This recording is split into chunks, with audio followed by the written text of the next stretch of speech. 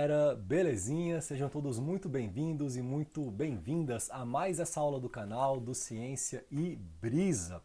Bom, essa é a aula de número 15, né, vinculada ao nosso curso de Mecânica dos Meios Contínuos.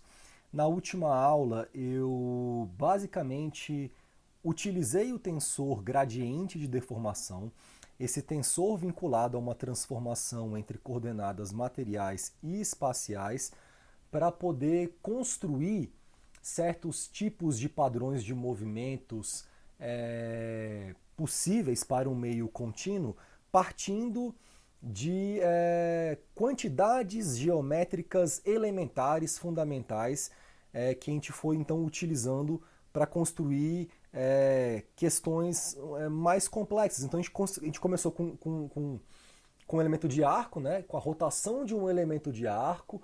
A gente já tinha visto já que a aplicação desse tensor gradiente de deformação como sendo igual ao tensor identidade a um comprimento de arco preserva sua forma, orientação, tamanho. Então o tensor identidade só poderia ser compreendido como algo vinculado a um movimento de translação. E aí na última aula a gente começou com esse tensor F sendo o tensor ortogonal, e a gente percebeu então que a aplicação desse tensor ortogonal a um elemento de arco seria então responsável pela rotação desse elemento de arco. E a gente foi então construindo operações de movimento mais complexas, tipo deformação de uma superfície, deformação de um volume, usando como quantidade fundamental para essa construção uma coisa simples, que é um elemento de arco. Então essa ideia, né, central, que é constante aqui na mecânica dos meios contínuos, da gente ir construindo entendimentos mais complexos com base em ideias muito elementares, então a gente vai generalizando, ela aparece de maneira recorrente, né? E na última aula, então, a gente percebeu em um dado momento que a deformação de um elemento contínuo de volume, de um volume contínuo material, ela estaria associada a um determinante do tensor gradiente de deformação. A gente deu o nome a esse determinante da jacobiana dessa transformação entre coordenadas materiais e espaciais. Então a gente vai entender toda essa dinâmica de descrição do movimento de um meio contínuo como uma dinâmica de transformações, né? Transformações entre coordenadas, transformações entre posições de partículas que em algum momento estavam em um dado lugar e em momentos subsequentes passam então a ocupar outras posições do espaço. E essa transformação, esse mapeamento então para a gente é o próprio movimento que a gente quer aqui descrever, tá? Em seguida, na última aula, fazendo aqui uma recapitulação que eu acho que é importante, até para a gente manter aqui um certo senso de continuidade, a gente deduziu as fórmulas de Euler, né? A gente viu como poderíamos utilizar esse jacobiano dessa transformação, esse J, esse determinante do tensor gradiente de deformação, para descrever como algumas propriedades de um meio contínuo variam ao longo do tempo, percebidas pelo próprio corpo contínuo que se movimenta, né, num contexto mais geral possível de um escoamento, né, no qual a gente tenha translação, rotação, deformação. E a gente chegou então nas duas fórmulas de Euler, né? A primeira fórmula de Euler, essa fórmula, eu estou falando muito, mas eu posso até subir aqui, né? Tem uma lousa inteira para mim. Então a primeira fórmula de Euler, né, que a gente chegou aqui na última aula, foi essa daqui, né? dV igual a JdV0, essa constatação de que esse jacobiano seria um coeficiente de dilatação que relaciona uma variação de volumes, e em seguida a gente conseguiu chegar numa fórmula muito interessante, que é a segunda fórmula de Euler, que é essa para a derivada material desse jacobiano, né? Então, se um corpo contínuo está se movimentando e ele pode dilatar, ele pode contrair, isso pode acontecer o tempo inteiro. Então, essa capacidade, né, ela varia ao longo do tempo, então existe uma percepção do próprio corpo de como o seu coeficiente equivalente de dilatação varia ao longo do tempo. Isso tem a ver com com o nível de compressibilidade desse corpo. Então, essa segunda fórmula de Euler ela é muito semelhante, na verdade, à equação da conservação da massa, né? A equação da continuidade, para a gente na mecânica dos fluidos, que ela vem via teorema do transporte de Reynolds, ela aparece antes na mecânica dos meios contínuos pelas fórmulas de Euler, quando a gente entende, né, esse tensor gradiente de deformação, essa transformação entre coordenadas materiais e espaciais e as características dele, e percebe, né, que esse determinante desse tensor, na verdade, é essa razão de volume, a gente pode construir, então, ideias bastante, como é que eu posso dizer assim, fisicamente realistas, partindo dessa matemática toda. Quando a gente olha para essa segunda fórmula de Euler, isso daqui é a equação da continuidade, né? Eu mostro isso ainda na última aula, quando eu deduzo, usando a segunda fórmula de Euler, né, o teorema do transporte de Reynolds, que apareceu aqui, sem aquela coisa do volume de controle e tal, só usando coisas bem gerais de tensores, nessas propriedades todas, e usando o teorema do transporte de Reynolds, evidentemente, eu posso deduzir as equações de balanço da mecânica dos meios contínuos, né? Eu, assim, na verdade, eu vejo que esses conteúdos que vão aqui se acumulando, eles vão servindo de pretexto para que a gente vá reconectando essas ideias, né, de tempos em tempos, para que a gente tenha sempre de maneira muito clara dentro da gente um entendimento de qual que é a lógica da mecânica dos meios contínuos. O que ela está fazendo aqui? É teorema, aí cinemática, aí equação de balanço, aí lei de transformação. São uma série de ideias que vão sendo lançadas, mas que estão a serviço da construção de um discurso, de um entendimento, né, de como opera e como funciona esse formalismo da mecânica dos meios contínuos, né? Então, é importante que vocês tenham em mente os seguintes grandes blocos de ideias que aparecem com muita frequência na mecânica dos meios contínuos. O primeiro deles são os teoremas, os aspectos fundamentais de álgebra tensorial, teorema de Cayley-Hamilton, o que é um alto valor, o que é um alto vetor, esse embasamento matemático, essa revisitação que se faz, né, no nosso vago entendimento de álgebra linear. Então a gente volta a ver alguns conceitos antigos que muitas vezes passam batidos assim quando o cara está fazendo um curso lá de engenharia e tal, álgebra linear, posto, determinante, cofator, adjunto, né? Essas coisas que num primeiro momento na nossa carreira acadêmica costumam ser lançadas de maneira muito solta, assim, ainda sem muito horizonte para aplicação. Esse é um grande bloco de ideia desse curso. O tempo inteiro vai estar vindo isso. A aula de hoje vai ser isso, né? O teorema da decomposição polar. Vai ser só matemática, teorema, demonstração, etc. Mas isso, na mecânica dos meios contínuos, esse grande bloco de ideia, ele se conecta com outros grandes blocos, né? Que são a questão da cinemática. Então, como é que a gente descreve esse movimento todo? Porque se é um meio contínuo que se movimenta, né, como é que eu posso falar de maneira formal, de maneira matemática sobre esse movimento, usando como ferramenta esses fundamentos de álgebra e cálculo tensorial que eu estou o tempo inteiro vendo, aprendendo, reaprendendo e voltando, para entender essa cinemática. Então você vai lá, tensor gradiente de deformação, propriedades desse cara. Esse cara então faz uma transformação no elemento de arco, então ele gira, ele translada, ele deforma, mas dois arcos formam uma superfície, então beleza. Isso poderia descrever a cinemática de uma membrana, tá ficando mais real, tá ficando mais concreto, tá ficando mais 3D. Então, né, com dois elementos de arco eu faço uma superfície, com três eu faço um volume, né? Tem ali um produto misto que eu posso fazer e tal. Agora eu já posso falar em deformação de um volume. A coisa vai ficando cada vez mais 3D.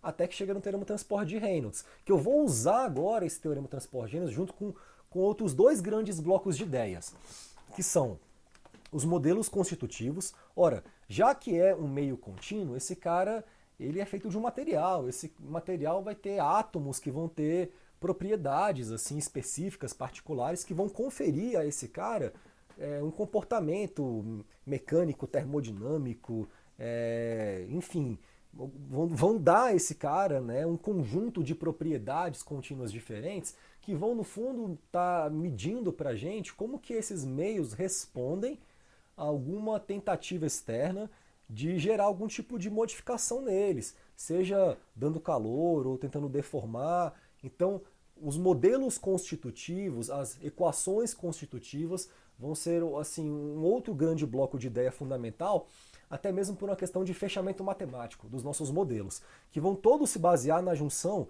do teorema do transporte de Reynolds, né, junto com esse último grande bloco de ideia que são as equações de balanço.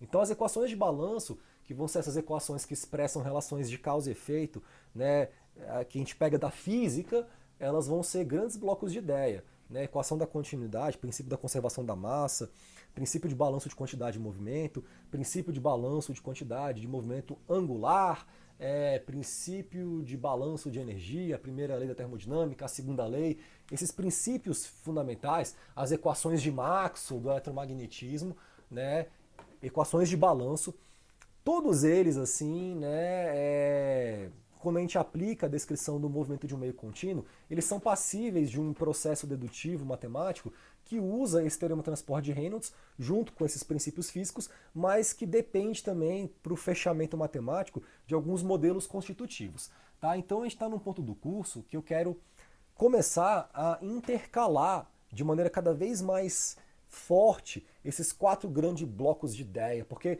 eu passei muito tempo aqui nesse primeiro bloco, né, na questão de fundamentos, notação indicial, álgebra tensorial, propriedades, tensores, transformações lineares, isotrópicos, terceira ordem, segunda ordem, quarta ordem, tal, tentando sempre que possível puxar com exemplo, então, o teorema de Cauchy-Will para um tensor isotópico de quarta ordem, esse aqui tem aplicação na dedução do tensor de Navier-Stokes, vê lá aquela aula do canal, tentando puxar para não ficar um lance muito solto, mas acho que agora a gente está já com uma base legal, um repertório, para cada vez ver essa fusão desses 4 grandes blocos de ideia, né, se juntarem assim para formar na nossa mente assim um entendimento mais aprofundado do que é mesmo essa mecânica dos meios contínuos, tá? Então, dito isso, essa gigantesca recapitulação inicial, e eu senti vontade de fazer uma recapitulação inicial grande, porque a última aula foi muito estressante para mim, assim, o processo de gravação. Eu estava aqui em casa num dia muito quente, com um monte de gente aqui em casa trabalhando, estou terminando uma reforminha aqui em casa que eu estou organizando nesse momento.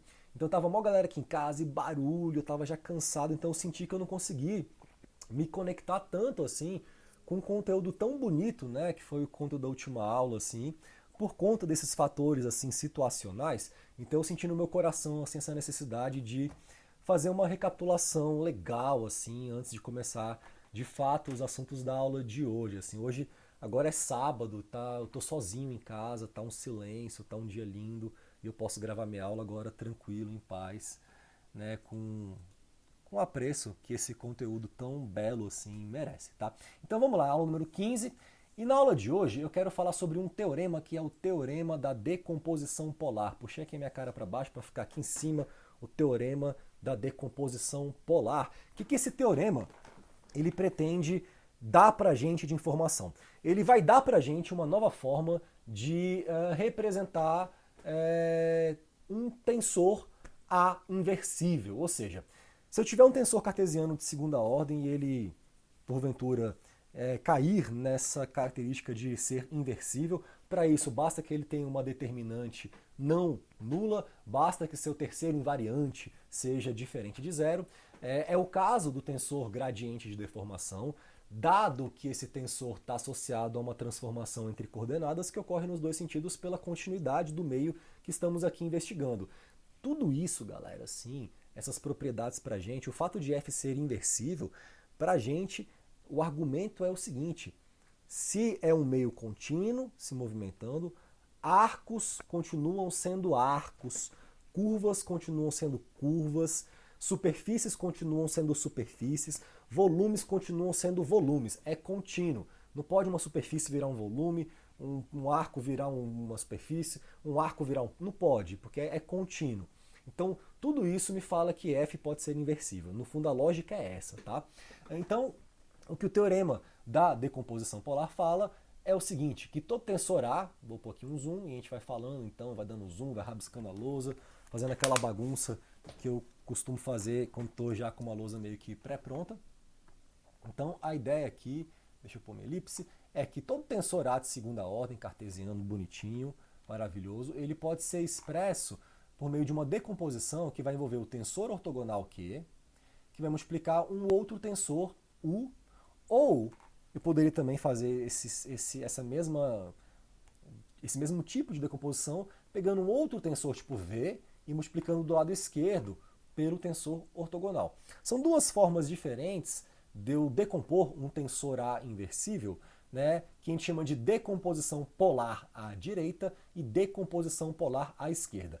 A maior utilidade disso daqui, já adianto para vocês, vai ser o fato de eu poder pegar esse tensor F, que está associado a uma transformação desse arco, que pode estar vinculado à rotação, translação e deformação, e quebrar esse tensor F na sua componente Q, que vai ter a ver com rotação, e numa outra componente U ou V, dependendo de como eu faço ou aplico a minha decomposição polar, que vai estar associada à deformação, principalmente. Então a ideia é eu conseguir pegar o movimento e decompor ele mesmo. Né, rotação e deformação, separar isso em termos de tensores específicos para isso. A grande questão desse teorema, assim, da decomposição polar, é que U e V, eles têm que ter algumas características específicas, assim, tá? Então, quais são essas características? Primeira, que U e V, eles têm que ser tensores ditos simétricos e positivo definidos. Eu vou entrar ainda em detalhes do que isso realmente significa, tá? Então, eles têm que ser simétricos, positivo definidos e devem obedecer a essas relações aqui. Então, U ao quadrado vai ser igual a transposto escalar A e V ao quadrado vai ser igual a escalar A transposto. Para eu provar esse teorema, eu vou ter que deduzir outros teoremas no meio do caminho que vão trazer para a gente outros entendimentos. Então, por exemplo, só do fato de que na minha decomposição polar aparece U e V, mas eu não sei quem é U e nem quem é V. Eu sei apenas quem é U ao quadrado e V ao quadrado. Então eu vou ter que falar sobre a raiz quadrada de um tensor aqui na aula de hoje.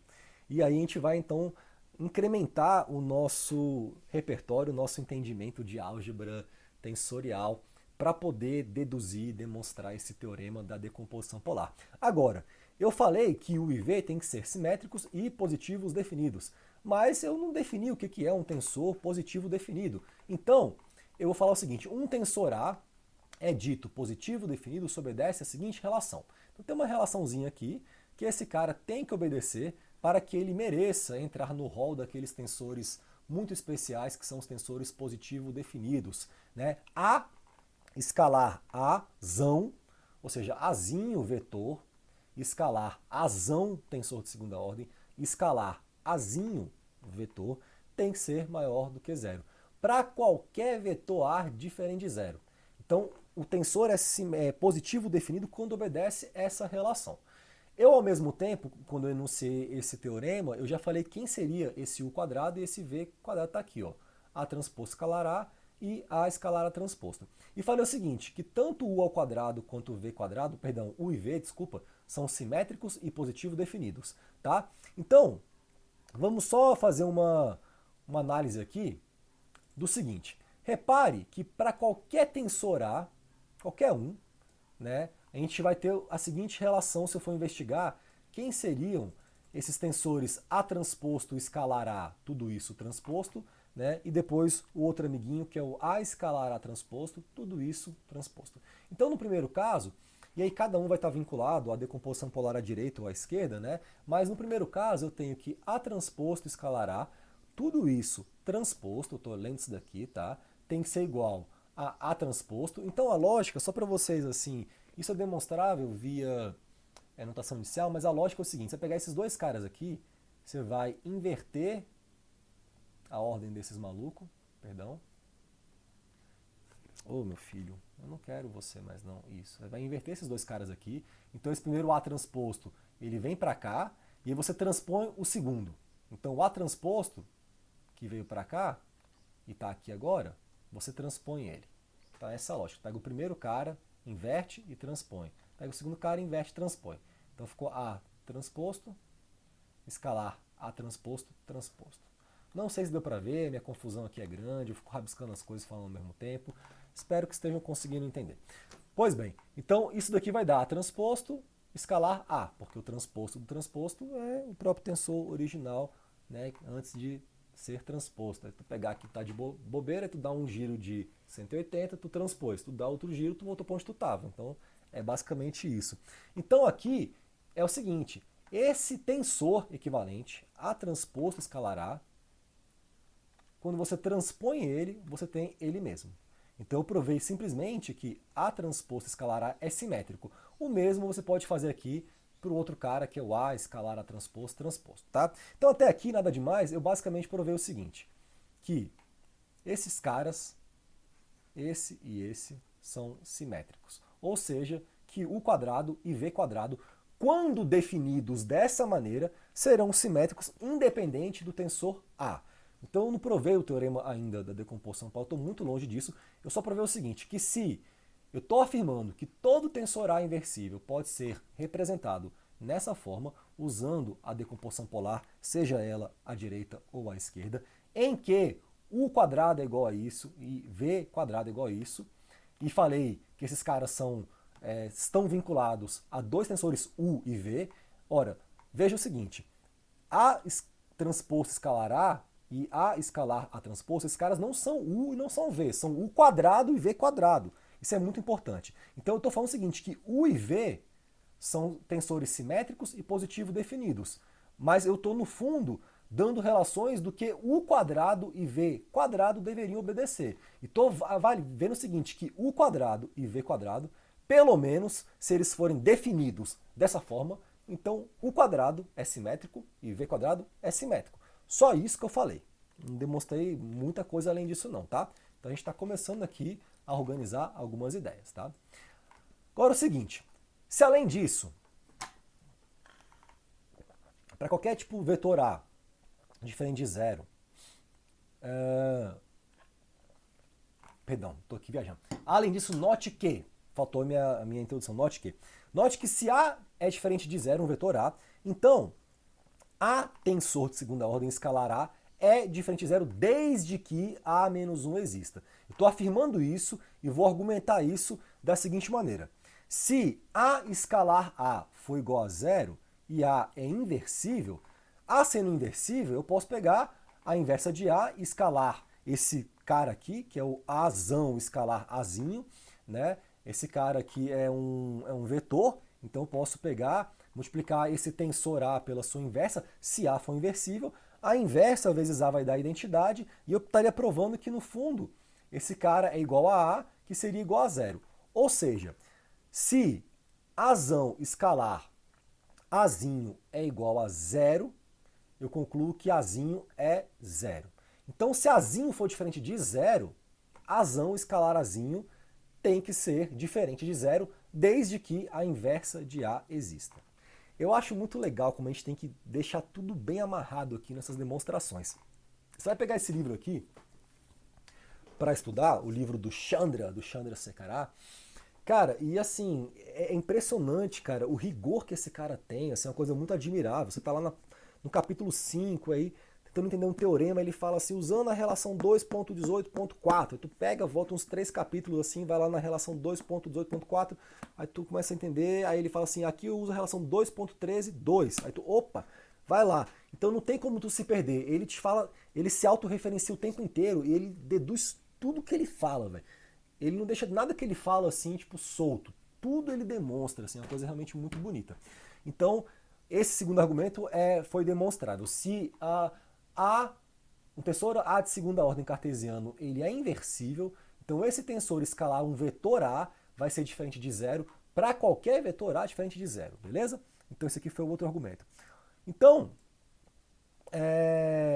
para A diferente de zero, desde que esse A exista, acabei de falar isso, a mesma conclusão também, na verdade, vale para A transposto. Então, essa mesma argumentação, dá para usar esse argumento aqui de cima, esse passo, para você provar que o mesmo é verdade para A transposto escalar Azinho.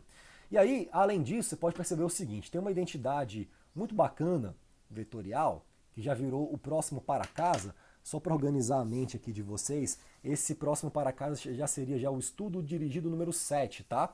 Então já seria o primeiro do ED 7. Então, para casa você vai demonstrar aqui Azinho vetor, escalar Azão tensor de segunda ordem, escalar Bzinho vetor, esse cara é igual a Bzinho, Azão transposto, escalar A. Beleza? Então vamos aqui no meu raciocínio. Então, se a gente chama A transposto escalar A de B, olha que doideira, eu vou usar nesse vetorzinho B aqui e aqui, esse cara aqui. Por quê? Porque B é um vetor qualquer. E A transposto tensor escalar A é um vetor. Se eu aplico isso, essa ideia, nessa identidade aqui vetorial, o que a gente vai ter é o seguinte: A escalar Azão escalar Bzinho, Bzinho agora é esse cara aqui, né? Então vai ficar A escalar, é difícil até ler isso. Azinho vetor, escalar Azão tensor de segunda ordem, escalar Azão tensor de segunda ordem transposto, escalar Azinho vetor. Esse cara aqui, eu posso pegar esse primeiro termo, inverter aqui e transpor o A sem problema nenhum.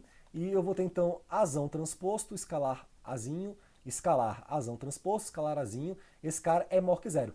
Por quê? Porque eu sei que Azão transposto, escalar Azinho, cadê aqui? Deixa eu... é diferente de zero. Pode ser positivo ou negativo. Então esse cara ou é positivo ou negativo, mas ele escalar ele mesmo tem que ser positivo. Não pode ser negativo e esse cara não é zero se A for diferente de zero, tá? Então, a gente provou não só, né, que A escalar A transposto é simétrico, esse foi o primeiro, como também é positivo definido, tá? Porque é isso o que se define como um tensor positivo definido, né? Isso daqui é o tensor. Então, A escalar, o tensor escalarzinho, é maior que zero, isso é positivo definido. A gente provou isso daqui usando essa ideia. Então, olha que coisa maravilhosa, desde que a inversa exista, desde que um tensor de segunda ordem, Azão maiúsculo, seja inversível, então Azão escalar A transposto não só é simétrico, como também é positivo definido, e a gente pode usar o mesmo argumento para mostrar que o mesmo vale para Azão transposto escalar Azão. Então até aqui provamos basicamente que U ao quadrado e V ao quadrado são ambos simétricos e positivo definidos. Estamos chegando lá. Pelo menos a gente provou assim que se a gente define U quadrado e V quadrado da forma que ele é definido no teorema da decomposição polar, então U ao quadrado e V ao quadrado são simétricos e positivos definidos. Não provamos ainda que todo tensor A inversível de segunda ordem pode ser decomposto usando a decomposição polar, e nem provamos também se U e se V são ambos simétricos e positivo definidos. Provamos que seus quadrados são.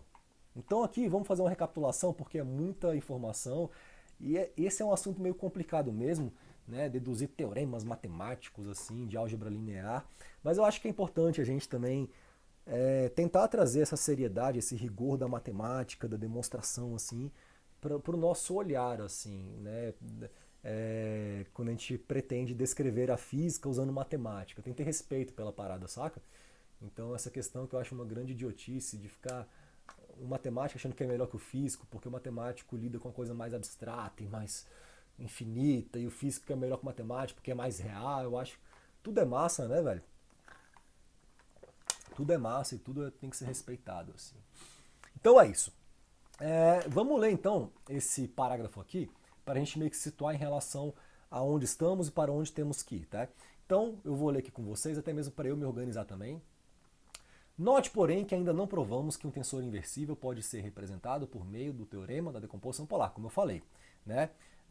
Apenas provamos que U quadrado e V quadrado são definidos da forma, quando definidos, perdão, provamos que se U quadrado e V quadrado são definidos da forma apresentada na equação 1, então se U quadrado e V quadrado forem ambos Azão transposto escalar A ou Azão escalar Azão transposto, então esses caras são simétricos e positivo definidos. Para a gente demonstrar esse teorema, a gente tem que provar ainda um outro teorema que vai estar vinculado a raiz quadrada de um tensor, porque aqui apareceu u quadrado, v quadrado, e nada apareceu de u e v, então eu tenho que saber tirar uma raiz quadrada de um tensor. E agora a coisa vai ficar muito legal, a gente vai usar para isso, inclusive, a representação espectral de um tensor simétrico. Então todas as propriedades desse cara tem que ser simétrico, positivo definido, o A tem que ser inversível, né? Tudo isso vai ser utilizado assim para a gente poder construir argumentos que nos permitam demonstrar o teorema da decomposição polar, véio. Demonstrar que assim uma lei maior, assim, lógica, cabulosa, nos autoriza a representar qualquer tensor inversível de segunda ordem em termos dessa decomposição polar.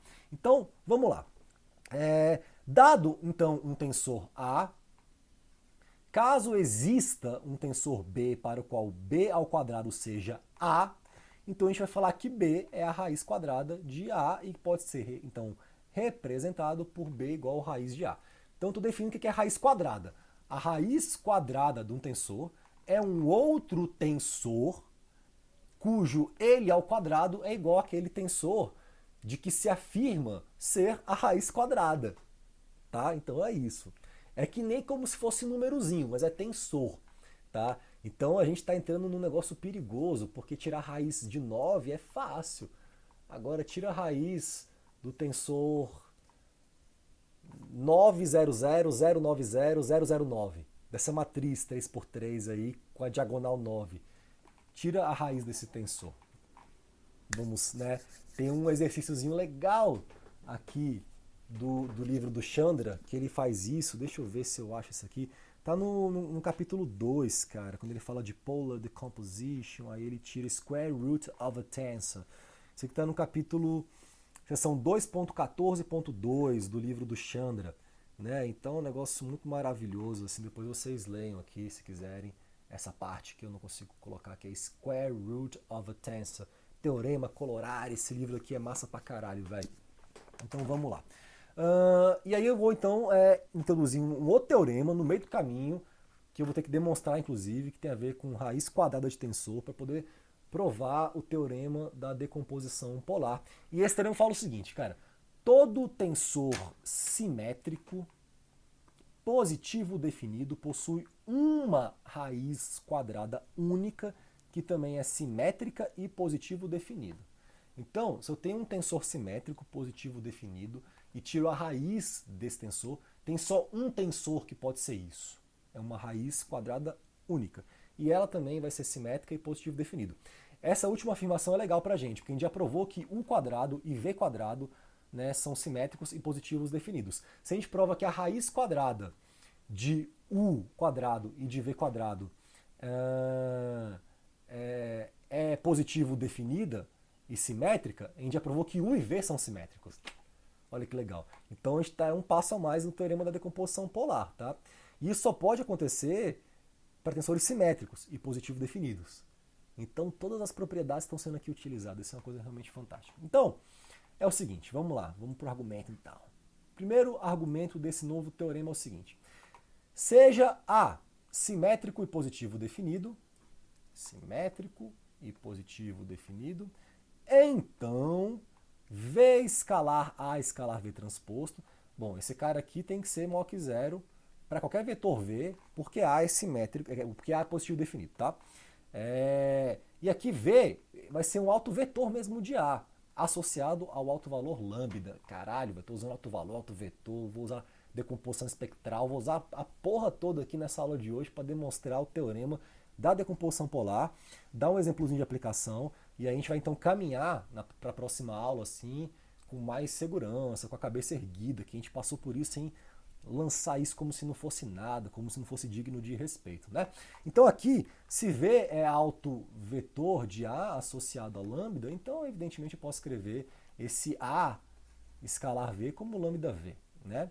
Então aqui eu vou ter lambda V escalar V. V é um vetor unitário, né? Vai dar uma direção só, então esse cara aqui é 1. Então esse aqui vai ser lambda. Então V escalar V, V escalar A escalar V é lambda. É o que provamos aqui nesse primeiro argumento, beleza?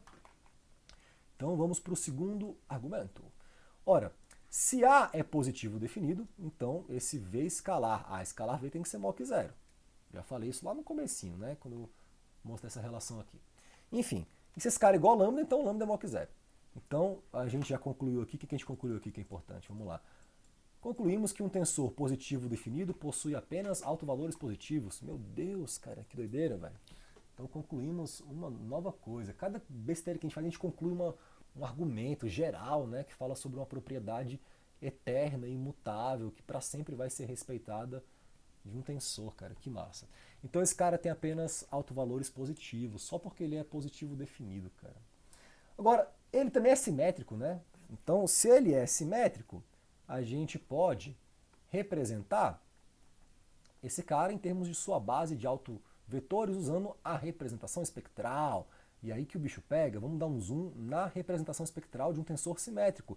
Eu falei uma aula inteira sobre isso, né? Então é para usar mesmo, inclusive na demonstração do teorema da decomposição polar, para a gente depois aplicar isso daqui para entender movimento, deformação. Eu quero ver se na próxima aula, assim, já que essa está sendo bem matemática, assim, de teorema, eu entro muito no lance da física, deduzo de repente uma equação de balanço, de quantidade de movimento, falo sobre tensor de Cauchy, trago essa ideia de como representar tensão, talvez fale de Piola-Kirchhoff, que é uma forma de representar tensões muito usada na mecânica de sólidos elásticos e tal. Então vai ficar um curso mais assim, que a gente vai começar a juntar tudo, pôr na panela e vamos chegar ao fim, se Deus quiser. Então, se A é simétrico, ele então é passível de ser tratado na sua representação espectral, né, por meio desse tensor diagonal, né, no qual você vai ter lambda 1, lambda 2, lambda 3 nas diagonais, assim, quando a gente usa essa base de autovetores de A para poder representar esse cara segundo esse novo observador, assim, que está ali num eixo de autovetores ortogonais independentes, maravilhosos. Então, vamos lá então dar um zoom out para a gente poder manter o argumento. Então, o A é simétrico e a gente pode fazer isso. Agora, vamos introduzir um novo tensor B, um outro cara, tensor B, que a gente também vai definir como sendo algo muito próximo ao tensor A, só que em vez de lambda, vai ser lambda elevado a meio. Vou tirar a raiz quadrada dos autovalores na diagonal e vou chamar esse cara de B, tá? Então, para qualquer A diferente de zero, se eu faço B escalar A, vamos dar um zoom aqui para a gente ver o que dá B escalar A. Lembre que B, quem é o Bzão? Bzão é o Azão, só que você pôs um lambda aqui, ó, a meio. Isso aqui seria o B, tá? Mas no caso não é. Esse aqui é o A, então o B é esse cara aqui. Pois bem.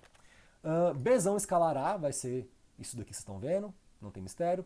Então aqui eu tenho um produto escalar entre dois vetores, eu posso trocar a ordem, ou melhor, esse cara vai dar um escalar, perdão, vai dar um escalar, eu posso colocar ele no começo aqui da equação, então vai dar V escalar A, VK escalar A e aqui VK. Então A escalar B escalar A vai ser, olha que interessante, cadê escalar A? Ah tá, se eu multiplicar aqui depois por A de novo, A escalar esses caras aqui, a mesma coisa, aí eu vou ter, que seria o A escalar B escalar A, lambda K elevado a meio, VK escalar A ao quadrado. Então esse cara aqui é só positivo, né? Esses lambda K, já vimos isso, porque A é simétrico e tal, e ele é simétrico, então a gente representa ele na representação espectral, usando os seus autovalores na diagonal. O B definimos como sendo a raiz disso daqui, então Azinho escalar Bzão escalar Azinho vai ser esse cara que é positivo, vezes um cara que, mesmo sendo negativo ao quadrado, será sempre positivo, então provamos que B é um tensor positivo definido. Se B for então definido como sendo a raiz quadrada dos autovalores de A num tensor diagonal representado na base de autovetores de A. Tá? Então provamos também que se B a gente definir assim, ele também é positivo definido.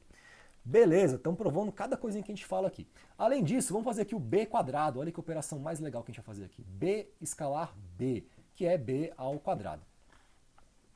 Se a gente eleva B, então, ao quadrado, eu vou ter isso daqui. O B escalar B. Aqui eu coloquei índices K e aqui índices M para aplicar mesmo o produtinho escalar aqui dentro. E aparecer, então, vai aparecer aqui VK escalar VM, vai aparecer um delta de Km, como a gente viu no começo desse curso, na segunda aula de notação inicial e data de Kronecker.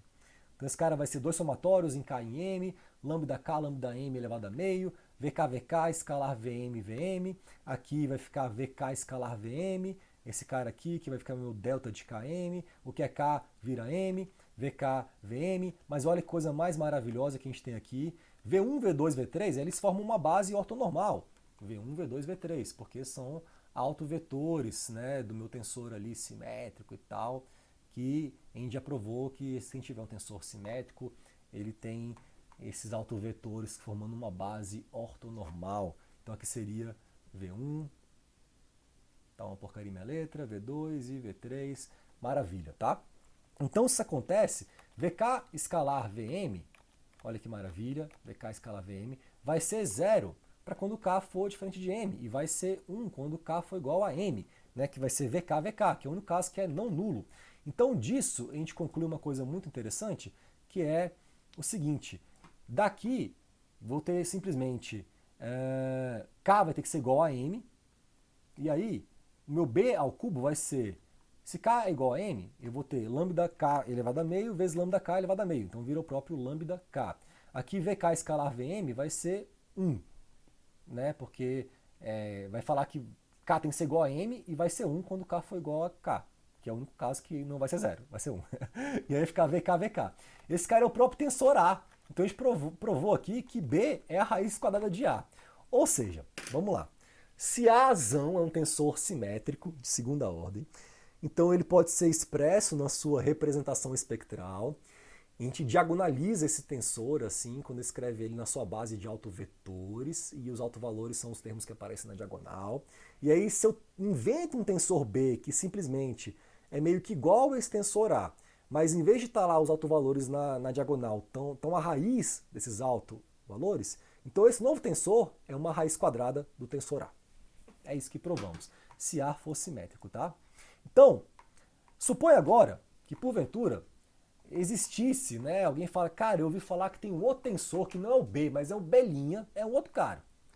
E ele também é simétrico, ele também é positivo definido, e eu te garanto que esse cara também, velho, vai ser uma raiz de A. Ou seja, alguém inventou que tem um outro cara aí que também satisfaz isso daí, tá? Alguém satisfaz isso daí. E é um outro tensor B, que é o tensor B'. Então, se Mi I e ômega I são os autovalores e autovetores desse novo tensor B', é possível mostrar que lambda ao quadrado e ômega I são também autovalores e autovetores de Azão. Então, o que eu estou falando é o seguinte, velho. Se eu tenho um tensor B', que é simétrico e positivo definido, que tem autovalores Mi, I e autovetores ômega I, tá? Então esse cara ao quadrado e esse cara vão ser também os autovalores e autovetores de A, que vão ser quem? Lambda I e VI. Então é isso que eu estou falando. Isso é possível de você demonstrar. Isso aqui é o exemplo 2.13.4 do livro do Chandrasekhar, Continuum Mechanics, e vai ser o próximo para a casa de vocês. Pegar o livro do Chandra, tá? E lá no exemplo 2.13.4, entender esse exemplo, organizar as ideias desse exemplo como um para casa no próximo estudo dirigido número 7, tá? Então eu estou afirmando que se esse B' for um tensor simétrico positivo definido e raiz quadrada de A, então os autovetores dele vão ser os mesmos autovetores de A e os seus autovalores, você elevaria eles ao quadrado e teria os autovalores de A. É isso que eu estou afirmando, isso é um exemplo do livro. Então vamos partir da premissa de que isso é verdadeiro e para casa vocês vão então demonstrar isso bonitinho, que é basicamente entender o exemplo do Chandra e organizar as ideias, tá? Então, a representação espectral de B', já que ele é simétrico, seria B' vezes os seus autovalores, ômega K, beleza? Vamos dar um zoom aqui. Agora, esse Mi K ao quadrado, né, que seria o quadrado dos autovalores de B', esse cara já foi demonstrado que seria igual aos autovalores de A. E os autovetores são os mesmos. Logo, B' poderia ser escrito nessa forma, que é o próprio B que a gente definiu. Ou seja, não existe B', existe só um. Esse cara é único. Essa raiz quadrada, ela é uma só.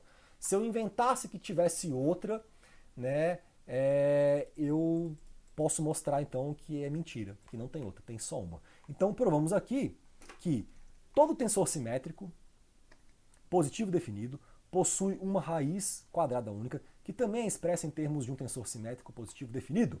Né? Finalmente, a gente vai demonstrar aqui que todo tensor inversível A pode ser representado na forma A igual a Q escalar U, ou V escalar Q, com aquelas restrições, né, que o quadrado tem que ser igual a esse cara aqui, e V quadrado tem que ser igual a esse cara aqui, nas duas formas de decomposição polar, a esquerda e a direita. Então a gente tem que provar isso daqui, né? E provar também que se o quadrado e V ao quadrado são simétricos e positivos definidos, então essas raízes existem, são únicas e também são simétricas e positivos definidos. Porque eu falei lá no começo que o quê? Que U e V deveriam ser simétricos e positivo definidos. Então eu quero provar cada detalhe do que está sendo dito aqui nesse teorema, cada pequena verdade enunciada aqui, tá? Então vamos lá. Vamos finalizar aqui essa demonstração. Prometo que tá acabando, galera. Isso aqui às vezes é o pavor assim, do aluno de engenharia mecânica, quando o cara é muito prático, quando o cara quer, quero fazer uma engrenagem, professor. Você acaba, meu filho. Isso aqui é um curso de mecânica dos meios contínuos. É outra coisa. Assim, às vezes o cara fica com sono, fica cansado, mas eu acho mó barato, cara. Eu acho mó massa isso daqui. Eu me amarro. Então aqui temos que o quadrado sendo a raiz, U sendo a raiz de U quadrado e V sendo a raiz de V quadrado, então U e V deveriam ter essa forma aqui. Raiz de A transposto escalar A e raiz de A escalar A transposto. Se a gente quer provar então isso daqui, que é o teorema da decomposição polar, então a gente pode representar o seguinte: se isso aqui é verdade, então o meu tensor Q, que aparece aqui, ele vai ser A escalar a inversa de U. Faltou aqui só fazer o seguinte. Faltou só o seguinte. Deixa eu pegar, tirar aqui meu Ctrl Z para limpar a minha tela. Beleza? Faltou só eu colocar as duas barrinhas aqui. Ó. Tchan, tchan, tchan, tchan. Então, se a decomposição polar é verdadeira, então o meu tensor ortogonal ele pode ser dado por isso daqui. A escalar U a menos 1. Em que U é esse daqui. Beleza? Então, se eu provar que A escalar U a menos 1 é um tensor ortogonal, eu provei o teorema da decomposição polar. No fundo é isso. Se eu provar que A sendo inversível, escalar U a menos 1, sendo U definido como a raiz quadrada de A transposto escalar A, que já vimos que é simétrico, positivo definido, etc. Se eu provar que esse cara aqui é ortogonal, então eu provei o teorema da decomposição polar. Então vamos lá, que agora o bicho pega, velho. Então, deixa eu pegar esse daqui, vermelhinho. Então, a ortogonalidade é isso, né? Q transposto escalar Q. Eu quero provar que esse cara é o tensor identidade. E, se Q é, então, isso daqui, A escalar U a menos 1, então eu tenho A escalar U a menos 1 transposto escalar esse cara aqui, que é o Q. Então, aqui eu vou pegar esse aqui e transpor, mudar assim, transpor, inverter de lugar. Esse cara eu vou passar para cá, e vou transpor. E ficou isso daqui. Beleza? Primeiro termo. Ctrl Z, beleza? E o segundo termo mantive a mesma coisa. Então aqui apareceu A transposto escalar A, que eu já vi que é U quadrado, que eu defini assim, U quadrado. Então eu tenho U transposto, aqui o que eu fiz? Eu posso trocar a ordem. A transposta da inversa é a inversa da transposta. Esse aqui é também um teorema que você demonstra. Então eu tenho U transposto a menos 1. Agora U é simétrico, né? U é simétrico, então esse U transposto é igual a U. Então esse cara aqui ele vira simplesmente U. Aí fica U a menos 1, U a 2, U a menos 1. Que é U elevado a menos 1 mais 2 mais 1. Né? Você soma os expoentes. As mesmas regras de multiplicação valem para potências de tensores de segunda ordem. Olha que beleza. Então aqui eu tenho menos 1 mais 2, menos 1. Perdão, 1, desculpa. Menos 1 mais 2, 1. E 1 menos 1, 0. É que nem aquela coisa, pô, você é um cara tão inteligente, você deduz o teorema da decomposição polar, você erra uma conta de 2 menos 1. É isso aí mesmo. É 2 menos 1, para mim é menos 1, olha só. Então eu tenho algumas dificuldades operacionais práticas. Então aqui eu tenho u elevado a zero, velho. U elevado a zero, qualquer coisa elevada a zero é 1, né? 1 é o tensor de identidade. Então eu provei que Q é um tensor ortogonal, cara, se Q for então definido como sendo A escalar U a menos 1. Sendo U definido dessa maneira e sendo A inversível. Né? Ou seja, eu provei, né, aqui o teorema da decomposição polar. Então, para casa, o exercíciozinho do ED7 demonstre a validade da representação da decomposição polar à esquerda, que é para ver, utilizando a mesma lógica argumentativa empregada nesta demonstração. Agora faz para ver. Beleza? Finalmente, só para terminar a aula de hoje assim, um exemplozinho bem simples, da aplicação do teorema da decomposição polar, né, no nosso contexto do tensor gradiente de deformação. Deixa eu pegar minha cabeça e colocar aqui, sei lá, em algum canto assim, hipotenusa. Beleza, tá bom aqui. Então, eu comentei no início da aula que esse teorema ele é principalmente utilizado para a gente decompor o movimento de um meio contínuo. Tá? Então, vamos fazer isso, aplicar esse teorema para o tensor f. A gente sabe que f menos 1 existe, logo f pode ser então dado em termos da minha decomposição polar. Aqui estou usando a decomposição polar à direita. Então u vai ser a raiz de f transposto escalar f, e a gente sabe que dx é f escalar dx0. Isso aqui é a transformação de um elemento de arco. Logo, o que a gente pode argumentar aqui, que é muito bonito, né, se a gente usa essa ideia para ver como que a decomposição polar pode aparecer na descrição desse movimento do arco, a gente vai ter que dx vai ser q escalar u escalar dx0. U escalar dx0 eu vou chamar de um dy. dy vai ser u escalar dx0. Então dx vai ser q escalar dy. Beleza? Essa é a minha lógica. Como é que a gente interpreta isso daqui? Olha que interessante. Deixa eu tirar o zoom out aqui. Como é que interpretamos isso daqui? A gente fala o seguinte, que a transformação U, cadê minha coisa? Estou aqui, tá. U escalar dx0, que é dy, é aquela que transforma um arco DC de uma configuração inicial dc0 para uma configuração dc'. Aqui, essa transformação ela não tem a ver com rotação. Muito provavelmente isso aqui é... Caramba, tá parecendo... Olha que louco essa canetinha bem fininha. Eu tô bem longe da mesa e ela tá sentindo assim, como se fosse... Que doideira, cara. Deixa eu tirar isso daqui. Vou falar como se fosse uma partícula browniana. Só deixa eu apagar isso aqui, porque isso aqui tá puxado. Pronto. Então, eu tenho essa transformação... Que é isso, velho? Tem uma coisa errada que não está certa, velho. Não consigo mais usar minha mesa. Oh, meu Deus. Eu tenho essa transformação aqui, né? Caralho. Vou lembrar o caminho. Que é aquela que transforma esse arco de dc0 para dc', deve estar deformando ou transladando, e depois eu pego esse arco transformado e aplico sobre ele uma nova transformação, que dy, que vai chegar no arco final, e é aquela que transforma o arco DC da configuração dc' para DC. Então eu quebro a minha transformação do meu elemento de arco, usando a decomposição polar, junto com o tensor gradiente de deformação, em dois movimentos separados, um deles que depende explicitamente do tensor ortogonal, que tem a ver com rotação, que eu já vi, e outro mais a ver com deformação. Tá? A gente vai ver que esse movimento que tem mais a ver com deformação, ele vai aparecer na nossa próxima... no início da próxima aula, quando a gente for falar de estiramento triaxial. Tem um tipo específico de deformação, né, que a gente vai usar a decomposição polar, e que U e V seriam caras importantes para a gente entender esse tipo de deformação, que é o estiramento triaxial ou triaxial stretch. Tá? Então, eu vou terminar a aula por aqui. Eu estou bem satisfeito com o progresso dessa aula, e na próxima aula então, a gente continua. Já no começo, pretendo então aplicar essa decomposição polar à representação de um estiramento triaxial. Então é isso, galera. Gratidão pela companhia na aula de hoje. Espero que tenham entendido, gostado, apreciado. E a gente se vê numa próxima aula do canal do Ciência e Brisa.